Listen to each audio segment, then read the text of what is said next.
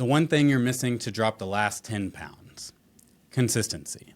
It's not drinking warm lemon water in the morning, cutting out the last 30 grams of carbs, or doing some magic detox that was sold to you at 2 a.m. Here's why.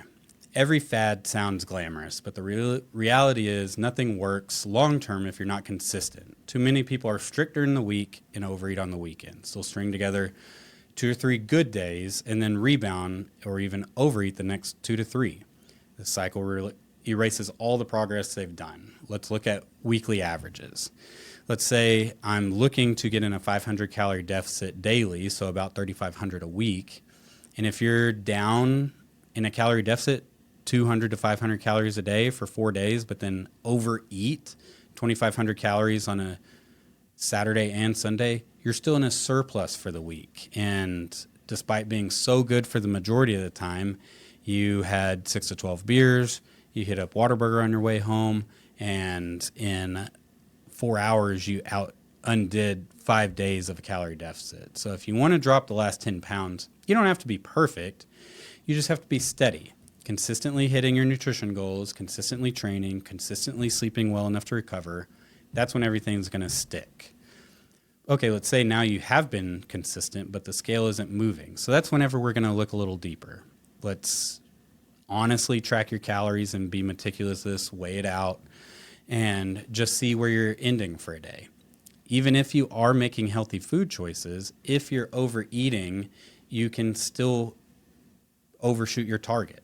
And so this is where we may need to adjust your calories.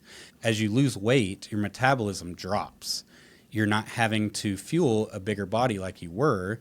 And if we kept your calorie goal the same, at some point you level out. So if you've been tracking consistently but you're stuck, just drop 100 to 200 calories, and that's typically enough to re-spark the weight loss. Assess your activity regimen. Are you resistance training? Are you getting enough steps, cardio, intensity? The body adapts, so what worked for the last 20 pounds that you did may not be enough for the next 10. Control your chronic stress. High stress means high cortisol, poor sleep, more cravings, more fat storage, especially in the mid-session. So try to be mindful and control your stress as best as possible. One workout, you're not going to notice much difference. You're eating well for one day. You're not going to notice much difference. But string together 100 days of exercise in a row, or string together 100 days of eating together in a row, you're going to be a different person. So the takeaway is quick fixes aren't going to be what gets you there. Consistency will. And once you're consistent, we can fine-tune the details to break through the plateaus and actually finish the journey. Consistency first, strategy second.